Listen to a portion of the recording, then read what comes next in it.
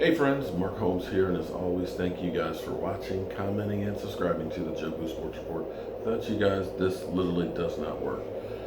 Told you I had to go down the road to get my dog and stuff looked at, and they're examining him right now and stuff.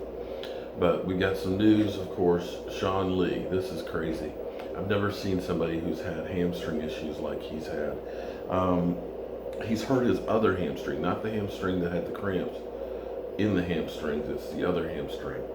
Thank goodness that we drafted Van Der Esch because Van Der Esch actually had a great game yesterday, and looks like he's definitely going to be needed for several weeks. But we're in a better position at linebacker than we've been in a long time, so it's not a death nail. Now, what is a death nail is our offense, and I got to be honest, I don't know what the hell has happened.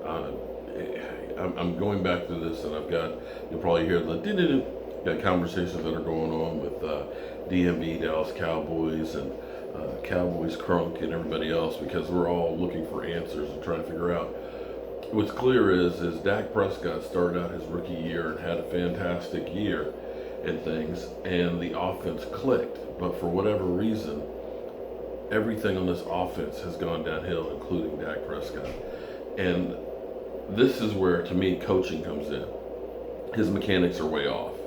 The wide receivers and connection with those guys are off. It makes you just wonder what the heck is going on and how do we fix this? I'm of the school of thought that believes that coaching means a lot, and I'm not sure that Kellen Moore, being the quarterback coach, to teach Dak what he's doing wrong, to fix him, was the right move. You have certain coaches that you look like at Andy Reid, who always seems to take quarterbacks and takes them to a whole nother level. You see what he's done with Pat Mahomes. You saw what he did with Alex Smith. You saw what he did with Donovan McNabb. Some guys are just good at developing quarterbacks, and we do not have that on this team. People are saying paying Dak. Who's talking about paying Dak? Okay, right now we don't have to worry about paying Dak right now. Right now we need to get through the season and then evaluate where that goes. And you have to start looking at the situation and saying, is it Dak that needs to be replaced? Or do we get a different coaching staff with a different philosophy that tries to use what he has and tries to correct what he's doing wrong? I think in the NFL, Vosh is saying, we need to package up players and move up. Well, if we don't win a lot of games, we may not have to package up too much to move up, because you might be up there at the top. But where you have to look at it and say is, getting quarterbacks and just drafting a guy up top does not mean you're going to have a franchise quarterback. Take a look at Martin Mariota right now. Look at Paxton Lynch. These were first-round quarterbacks that, for whatever reason, aren't cutting it like you think that you're automatically going to get. There's no guarantee that getting a guy up high is going to mean that you're going to have a great player. You can get a guy who's got all the potential, but if you don't have somebody who knows how to work with them, then it doesn't work. It's kind of like if you got a pork shoulder, you got the spices, and you got the smoker, doesn't mean you're going to make good barbecue if you don't know how to use it.